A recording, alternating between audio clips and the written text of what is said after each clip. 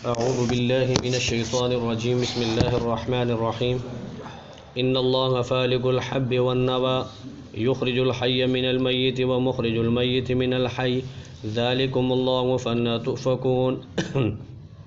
یہ سورہ انعام کی آیت نمبر 94 ہے۔ گزشتہ آیات کے اندر اللہ تبارک و تعالی نے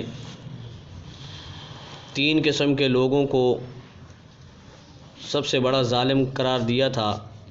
ان میں ایک شخص وہ ہے جس نے اللہ کے اوپر جھوٹ بولا، دوسرا شخص وہ ہے جو یہ کہتا ہے کہ میرے اوپر وحی نازل ہوتی ہے حالانکہ اس کے اوپر کوئی وحی نازل نہیں ہوتی، اور تیسرا ظالم شخص وہ تھا جس نے کہا کہ اس قرآن جیسا، اللہ کے قانون جیسا قانون تو میں بھی بنا سکتا ہوں، جس طرح نضر بن حارث تھے قریش کے۔ تو پھر آگے ان کا انجام بد، اور اللہ تعالیٰ نے ان کی موت کا تذکرہ بھی کیا تھا کہ جب ان کے اوپر موت کا وقت آتا ہے، موت کی سختی اور تلخیاں اس کے اوپر آتی ہیں تو فرشتے ان کی طرف ہاتھ بڑھاتے ہیں، تو فرشتے غصے سے اور بطور تذلیل ان کو کہتے ہیں کہ آج اپنی جان خود نکالو۔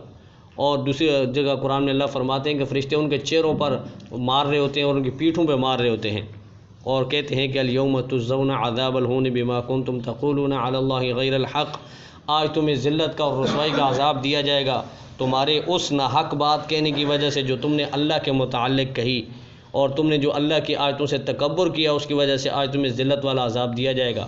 پھر آگے اللہ نے یہ بھی بتایا کہ جب تم ہمارے پاس آؤ گے تو تنہا اکیلے جس طرح کہ تمہیں اول پیدا کیا تھا ماں کے پیٹ سے، جب بندہ پیدا ہوا تو اس وقت بھی اکیلا پیدا ہوا، اب جب دنیا سے رخصت ہوگا تو اکیلا۔ فرمایا کہ تمہیں جو ہم نے چیزیں دی تھی، مال دولت جائیداد کوٹھڑی بنگلے سب کچھ، وہ تم پیچھے چھوڑ آئے، اور ہم نہیں دیکھتے تمہارے ساتھ تمہارے وہ سفارشی حمایتی جن کے جو ہے تم اپنے باطل زعام کے اندر خیال کرتے تھے کہ یہ اللہ اور ہمارے درمیان جو ہے واسطہ کا ذریعہ ہیں اور یہ ہماری سفارش کریں گے اللہ کے ہاں، تو وہ سارے کے سارے رشتے تمہارے کٹ گئے اور تمہارے وہ دعوے دھرے کے دھرے رہ گئے، جو جھوٹے دعوے تم کرتے تھے تمہیں آج اس کا کوئی فائدہ نہیں ہوگا۔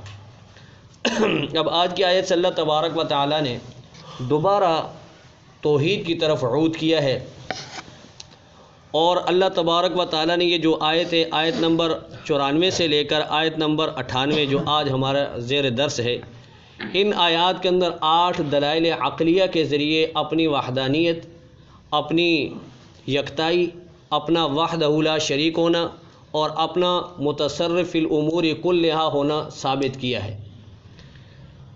اور یہ وہ چیزیں ہیں جو انسان تھوڑا سا بھی اپنی عقل کے اوپر زور لگائے اور تھوڑا سا بھی سوچے، حکمت سے کام لے، تو انسان کی سمجھ میں یہ باتیں آ جاتی ہیں، دلائل عقلیہ اس کو کہتے ہیں۔ دوسرے الفاظ میں آپ یہ بھی کہہ سکتے ہیں کہ اللہ تبارک و تعالیٰ نے اپنے 8 عظیم الشان کارنامے بیان فرمائے ہیں جو اللہ کے سوا کوئی نہیں کر سکتا، اور حکماء فرماتے کہ حکمت یہ ہے کہ بندہ اللہ کی ذات اور صفات کو پہچان لے، یہ حکمت ہے۔ اور حکمت کی تعریف یہ کی گئی ہے معرفت الحقائق بقدر طاقت البشریہ، کہ بندہ اپنی طاقت اپنی صلاحیت کے مطابق چیز کی جو ہے حقائق اس کو جانے پہچانے اور پھر اس کے ذریعے اللہ کی ذات کو پہچان لے۔ اور حدیث کے اندر اللہ کے نبی نے فرمایا کہ رأس الحکمت مخافت اللہ، کہ حکمت کی جڑ اور بنیاد جو ہے وہ اللہ کا خوف ہے۔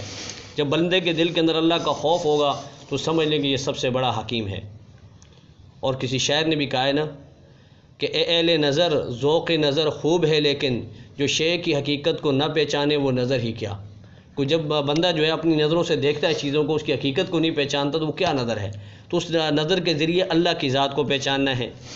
تو سب سے پہلے اللہ نے فرمایا کہ ان اللہ فالق الحب والنوى، بے شک اللہ ہی پھاڑنے والا ہے حب والنوى، گٹلی اور دانے کو۔ ہم دنیا کے اندر دیکھتے ہیں جو اناج یا پھل وغیرہ ہوتے ہیں وہ 2 طریقے سے ہوتے ہیں، ایک دانے کے ذریعے اور ایک گٹھلی کے ذریعے۔ اناج میں گندم ہے، چاول ہے، جو وغیرہ ہے، مکئی وغیرہ ہے، باجرہ ہے، یہ ساری چیزیں دانے کے ذریعے ہوتی ہیں۔ اس کا دانہ زمین کے اندر ہل چلایا جاتا ہے، پھر اس کے بعد اس کا دانہ زمین کے اندر ڈالا جاتا ہے، پھر اس کے اوپر مٹی ڈال دی جاتی ہے۔ تو دوسرے جو ہے جو پھل وغیرہ ہیں، فروٹ وغیرہ ہیں، ان میں جو ہے آم ہے، اس طرح جو ہے دوسرے جو پھل ہیں آڑو وغیرہ ہیں، ان کے جو ہے گٹلیاں لگائی جاتی ہیں، ان گٹلیوں کے ذریعے اللہ تبارک و تعالیٰ اس سے پھل نکالتا ہے، پھر تناور درخت بنتا ہے۔ تو اللہ نے فرمایا کہ کون ہے؟ تم نے تو زمین کے اندر اس دانے کو ڈال دیا، اس گٹلی کو ڈال دیا، اب اس گٹلی کو وہاں زمین کے اندر سیدھا کرنے والا کون ہے؟ اس زمین کے اندر اس گٹلی کو پھاڑنے والا کون ہے؟ اس زمین سے اس گٹلی کو باہر نکالنے والا کون ہے؟ زمین سخت ہو جاتی ہے، وہ ننھی سی کنول جو ہے وہاں زمین کے اندر سے نکلتی ہے، حالانکہ اوپر کا حصہ اس کا بالکل ہی نرم ہوتا ہے، بہت ہی نرم ہوتا ہے، اگر مرغی اور پرندہ وغیرہ بھی کھائے تو آرام سے کھا سکتا ہے۔ تو اس کو اللہ تبارک و تعالیٰ زمین کو پھاڑتے ہیں، اس کے لیے نرم کرتے ہیں، وہ زمین سے باہر نکلتا ہے۔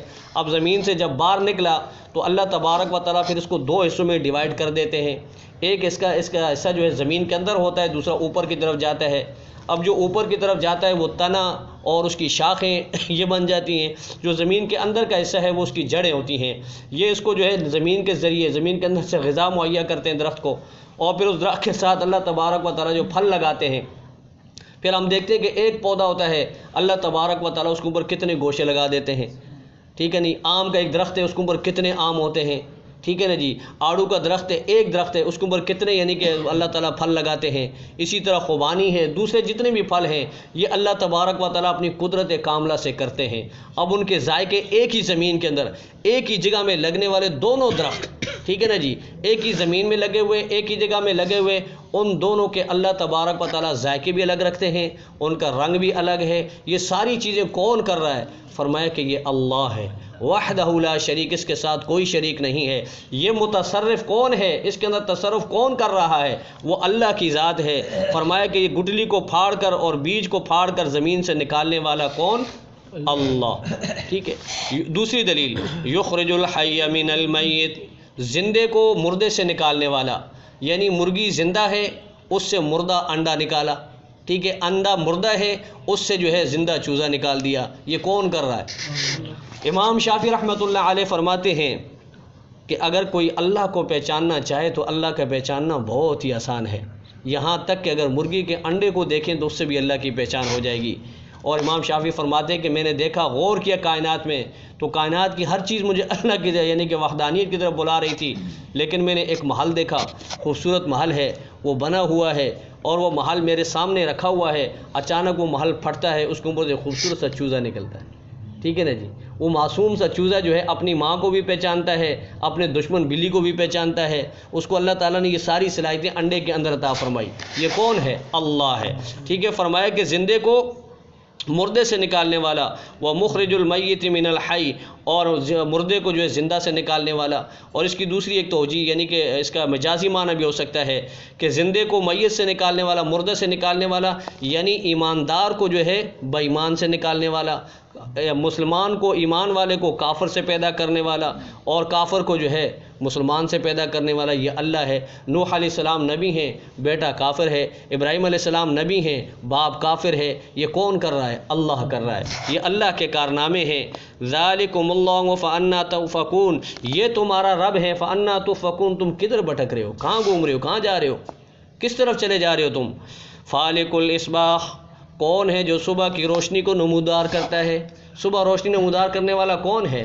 اللہ ہے۔ ابھی رات چھا گئی، پوری دنیا میں آپ دیکھیں اندھیرا ہے، اس کو پورے پاکستان، پوری دنیا میں پورے پاکستان میں اندھیرا، اور بعض دوسرے ممالک کے اندر بھی اندھیرا ہوگا، لیکن بعض ممالک میں اس وقت روشنی بھی ہوگی، دن ہوگا، دن کے اوقات ہوں گے۔ تو یہ ساری تبدیلیاں اور تغیر کون کر رہا ہے؟ یہ اللہ ہے، یہ اللہ کی ذات کر رہی ہے۔ فرمایا کہ فالق الاصباح، صبح کی روشنی نمودار کرنے والا اللہ ہے۔ وجعل اللیل سکنا، اور یہ بھی دلیل ہے، فرمایا کہ رات کو جو ہے سکون کا ذریعہ بنانے والا کون ہے؟ اللہ ہے۔ رات کو اللہ نے سکون کا ذریعہ بنایا، اگر دن ہی دن ہوتا تو ہم کام کر کر کے تھک کے چور ہو جاتے اور ہمارا سسٹم وہیں پہ جو چوپٹ ہو جاتا، ختم ہو جاتا، لیکن اللہ کریم نے ہمیں آرام کا موقع دیا۔ دن پہ پورا دن جو ہے تھکاوٹ، کوئی رکشہ چلا رہا ہے، کوئی کھیتی باڑی کر رہا ہے، کوئی دوسرے کام کاج میں لگا ہوا ہے، کسی کا ذہن جو ہے مصروف ترین ہے اور کسی کے ہاتھ پاؤں مصروف ہیں، تو اللہ کریم نے فرمایا کہ اب میرے بندو سکون کر لو، آرام کر لو، یہ رات میں نے تمہیں دی۔ اب رات کو اللہ تعالیٰ نے سکون کے لیے بنایا۔ والشمس والقمر حسبانا، اور چاند اور سورج وغیرہ کو اللہ نے حساب کے لیے مقرر کیا۔ اب اسی سے اللہ تبارک و تعالیٰ حساب کا یعنی نظام مقرر کرتے ہیں، دن کا پتہ چلتا ہے، پھر ہفتوں کا پتہ چلتا ہے، مہینوں کا پتہ چلتا ہے، سالوں کا پتہ چلتا ہے، دن آتا ہے، رات آتی ہے، سردی آتی ہے، گرمی آتی ہے، یہ کون کر رہا ہے؟ اللہ کر رہا ہے۔ ذالک تقدیر العزیز العلیم، یہ سارا نظام غالب ذات اور عالم جاننے والی ذات کے یعنی کہ ماتحت ہو رہا ہے۔ یہ سب نظام کون چلا رہا ہے؟ اللہ چلا رہا ہے۔ وَهُوَ الَّذِي جَعَلَ لَكُمُ النُّجُومَ لِتَهْتَدُوا بِهَا فِي ظُلُمَاتِ الْبَرِّ وَالْبَحْرِ، اور وہ اللہ جعل لکم جس نے پیدا کیا تمہارے لیے ستاروں کو، لِتَهْتَدُوا بِهَا تاکہ تم اس کے ذریعے راستہ تلاش کرو، فی ظلمات البر والبحر خشکی اور دریائی تاریکی کے اندر، جب انسان جنگل میں بھٹک جاتا ہے یا دریا کے اندر کشتیاں جو ہے راستہ گم کر جاتی ہیں، تو پھر ستاروں کے ذریعے ہی راستہ ملتا ہے، اس کے ذریعے راستوں کو تلاش کیا جاتا ہے اور پھر راستے اللہ تبارک و تعالیٰ دکھا دیتے ہیں۔ فرمایا کہ قد فصلنا الآیات لقوم یعلمون، تحقیق ہم اپنی آیتوں کو کھول کر بیان کرتے ہیں ان لوگوں کے لیے جو علم رکھتے ہیں۔ وَهُوَ الَّذِي أَنشَأَكُم مِّن نَّفْسٍ وَاحِدَةٍ، پھر اللہ تبارک و تعالیٰ وہ ہے، وہ ذات اللہ کی جس نے پیدا کیا تم کو ایک نفس سے، ایک نفس ناطقہ یعنی حضرت آدم علیہ السلام سے پیدا کیا۔ فَمُسْتَقَرٌ، پھر تمہارا ایک ٹھکانہ عارضی ہے، وَمُسْتَوْدَعٌ، اور ایک جو ہے تمہارے امانت رکھنے کی جگہ ہے۔ وہ مستقر ٹھکانہ کیا ہے؟ عارضی ٹھکانہ کیا ہے؟ حضرت شاہ عبد القادر محدث دہلوی رحمۃ اللہ علیہ فرماتے ہیں کہ وہ عارضی ٹھکانہ جو ہے، جب اللہ تبارک و تعالیٰ اس انسان کو باپ کی پشت سے جو ہے وہ نطفے کی شکل میں ماں کے رحم کے اندر منتقل کرتے ہیں، یہ اس کا عارضی ٹھکانہ ہے، اور پھر وہ وہاں سے دنیا کے اندر آتا ہے، یہ دنیا اس کی امانت کی جگہ ہے، یہ دنیا اس کا یعنی کہ یہ بھی عارضی ٹھکانہ ہے، مستقل ٹھکانہ نہیں۔ پھر اس کے بعد یہ قبر میں جاتا ہے، قبر بھی اس کی آخری آرام گاہ نہیں، یہ بھی اس کا یعنی کہ مستقل ٹھکانہ نہیں ہے، یہ بھی عارضی ہے۔ پھر اس کے بعد حشر کی طرف روانہ ہوتا ہے، حشر کے بعد حساب و کتاب دینے کے بعد اس کا مستقل ٹھکانہ یا تو جنت ہے یا جہنم ہے۔ ٹھیک ہے نا جی؟ بعض قبروں پہ آپ نے دیکھا ہوگا، لکھا ہوا دیکھا ہوگا آخری آرام گاہ، یہ غلط ہے، نہیں کہ لکھنا چاہیے، آخری آرام گاہ قبر نہیں ہے، آخری آرام گاہ یا تو جہنم ہے یا پھر جنت ہے، آخری ٹھکانہ وہ ہے، قبر نہیں ہے۔ قبر تو منزل ہے، آخرت کی منزلوں میں سے پہلی منزل ہے، روانگی کا سفر ہے۔ تو فرمایا کہ یہ جو اللہ تعالیٰ نے تمہارا ایک عارضی جو ہے ٹھکانہ رکھا اور ایک امانت کی جگہ۔ قد فصلنا الآیات لقوم یفقہون، تحقیق ہم اپنی آیتوں کو کھول کر بیان کرتے ہیں ان کے لیے جو سوچتے ہیں سمجھتے ہیں۔ تو بہرحال یہ اللہ تبارک و تعالیٰ نے اپنی وحدانیت کے دلائل کو بیان فرمایا ہے، اور اس کو جو ہے وہ ایک نظم ہے نا، وہ میں اکثر آپ حضرات کو سناتا ہوں، اس کو بھی بڑا اچھا، اگر اس کو آپ تھوڑا سا اس کی طرف دیکھ کر اس کو دیکھیں تو سمجھیں کہ اس بندے نے جو ہے پورا اس آیاتوں کا ترجمہ کیا ہے۔ ابرار کاشف ہے نا، اس نے جو ہے ترجمہ کیا ہے۔ وہ کہتا ہے کہ مخاطب ہے بندے سے پروردگار، تو حسن چمن تو ہی رنگ بہار، تو معراج فن تو ہی فن کا سنگار، مصور ہوں میں تو میرا شاہکار، یہ صبح ہیں یہ شامیں یہ دن اور رات، یہ رنگین دلکش حسین کائنات، کہ حور و ملائک و جنات میں کیا ہے تجھے اشرف المخلوقات، میری عظمتوں کا حوالہ ہے تو ہی روشنی ہے اجالا ہے تو، فرشتوں سے سجدہ بھی کرا دیا کہ تیرے لیے میں نے کیا نہ کیا، فبأی آلاء ربکما تکذبان، تم میری کون کون سی نعمتوں کو جٹلاؤ گے۔ اور آگے فرماتے ہیں کہ یہ دنیا جہاں بز میں آرائیاں، یہ محفل یہ میلے یہ تنہائیاں، فلک کا تجھ کو شامیانہ دیا، زمین پر تجھ کو آب و دانہ دیا، ملے آب اشاروں سے بھی حوصلے، پہاڑوں میں دیے تجھ کو راستے، یہ پانی یہ ہوا یہ شمس و قمر، یہ موج رواں یہ کنارہ یہ بھنور، یہ سبزے یہ پھولوں بھری کیاریاں، یہ پنچھی یہ اڑتی ہوئی تتلیاں، یہ شعلہ یہ شبنم یہ مٹی یہ سنگ، یہ جھرنوں کے بجتے ہوئے جل ترنگ، یہ جھیلوں میں ہنستے ہوئے سے کنول، یہ موسم پہ لکھی دھرتی کی غزل، یہ گرمی یہ سردی یہ بارش یہ دھوپ، یہ چہرہ یہ قد یہ رنگ و روپ، اور درندوں چرندوں پر قابو بھی دیا، بھائی دے کر تجھ کو بازو بھی دیا، اولاد بھی دی تجھے اور شریک سفر، یہ رشتے ناتے یہ گھرانہ یہ گھر۔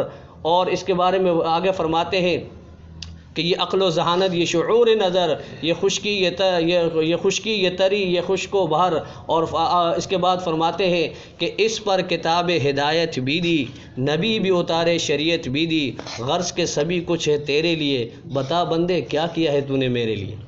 ٹھیک ہے نا جی؟ تو دیکھیں یہ ساری چیزیں جو ہے اس میں بیان کر دی کہ اللہ تبارک و تعالیٰ نے ہر چیز تیرے لیے پیدا کی، یہ دن کا نظام یہ رات کا نظام یہ کھانے پینے کا سسٹم یہ اللہ نے تیرے لیے کیا ہے، اب بندے تو نے کیا کیا ہے تو اپنا بتا۔ تو بندہ اگر تھوڑا سوچ لے، اللہ کی طرف رجوع کرے، کہے کہ بھائی میں اپنے رب کو میں نے کتنا پہچانا ہے، مجھے اپنے رب کی کتنی معرفت حاصل ہے، تو اللہ کی ان عجائبات کو اللہ کی ان قدرتوں کو دیکھیں اور اللہ تبارک و تعالیٰ کی وحدانیت کو مان لیں، اللہ تبارک و تعالیٰ کی معرفت حاصل کر لیں۔ اللہ تبارک و تعالیٰ مجھے اور آپ کو عمل کرنے کی توفیق عطا فرمائے، اور اللہ کریم ہم سب کو اپنی معرفت نصیب فرمائے۔ آگے بھی انشاءاللہ یہ اللہ کی وحدانیت کے دلائل مزید وہ انشاءاللہ کل پڑھیں گے۔ اللہ تبارک و تعالیٰ ہم سب کو عمل کی توفیق عطا فرمائے۔